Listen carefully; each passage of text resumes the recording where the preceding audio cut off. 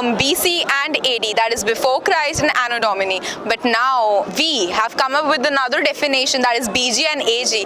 And let's hear it from the man who has come up with this creative definition, Mr. KG Suresh. So he's the president of IIMC, and I'm going to talk to him on this journalism festival at Marwah Studios. Hello sir, wish you a very happy International Journalism Day. Thank you, same to you. So being a senior journalist, you have been giving us so much of knowledge, so much of inspiration, and today this new concept as well. So let's talk about this first of all. Well, I think that this concept has been in vogue for quite some time. You see, there is a generational change in journalism. We who started, say, 3 decades back, we were used to typewriters, writing copies with our pen. Those days have changed. And this is not just in terms of making it easier in terms of filing the stories, but also in terms of the resources available to us. Today, thanks to the mobile revolution, today every information is today available on the mobile at the click of a mouse click and at the click of a button. Now, that's been, you have the information storehouses available to you. Earlier we had to go to libraries, go for press clippings. We used to maintain press clippings, Today you don't need to do all that. Everything is available today. But along with that, there is information, but is there knowledge? That's one big question. And today, all kinds of information is coming. You have disinformation, you have misinformation. So how to, as they say, separate the wheat from the chaff? So you need to have a greater understanding. For that, it's important that particularly media students do a lot of reading, do a lot of watching, and do a lot of listening. Unless you do that, it's very difficult to distinguish between the correct information, the incorrect information, both of which are available on the internet. So it's important that you don't blindly trust whatever is coming up on Google. You have to really know that is it reliable, is it trustworthy. So that calls for greater understanding, deeper knowledge. Very true, because technology is definitely a boon, but yes, it can turn into a bane as well if not handled correctly, aptly. So how has your journey been? I would like you to share something. When did you decide to come into the journalistic field and why? Well, I think that I've always been passionate about it. In fact, my father wanted me to be a civil servant. He was also a civil servant. He wanted me to be one, being the only son.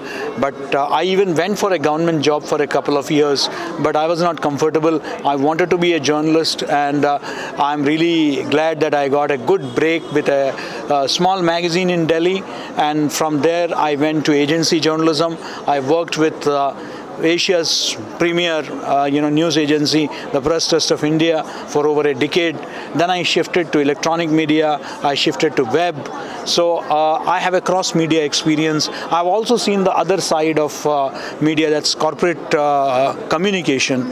So I've had the opportunity to work with Dalmia Bharat, and subsequently I have been, even as I was part of media, I somehow took time out of my schedule to teach. So I've been involved with Indian Institute of Mass Communication, Makhanlal Chaturvedi University of Journalism, and a lot Delhi University colleges. I've been teaching there as a media teacher, and today, 3 years back, I was given the responsibility of India's #1 mass communication institute, the Indian Institute of Mass Communication, as its Director General. And so this is a new role as a media administrator. So I think that I have seen all facets of media, and it's been a remarkable, beautiful journey. It has been a learning curve all along, and I continue to learn. I continue to, be a learner, a student of media, and it's great I am traveling across the country, and it's always a pleasure being with a younger crowd, to see the younger generation, which is so enthusiastic, which is so technologically savvy. My only request to them is that you are very smart, you are very techno savvy, but please also improve the content, please improve the language. Both are important, the language and the content. So if you do that, then you will rock. So once a learner is always a learner, definitely. And see, don't miss these pearls of wisdom, because he has immense experience. So please, please, please please, it's a request that don't only listen to it, please learn from it and apply it. So how was the experience at Marwah Studios today at the 7th Global Journalism Festival? Well, absolutely. It's always a pleasure being, as I said, this is the second time I am coming as one of the guests, and it's been a real pleasure. I have known Sandeep ji for quite some time now, and I find that he organizes very good events, very meaningful discussions which are relevant, and he has brought at this festival experiences from all over the globe. So you have people coming from different parts of the world, diplomats who are there to share their experiences. You have people from the media who are there.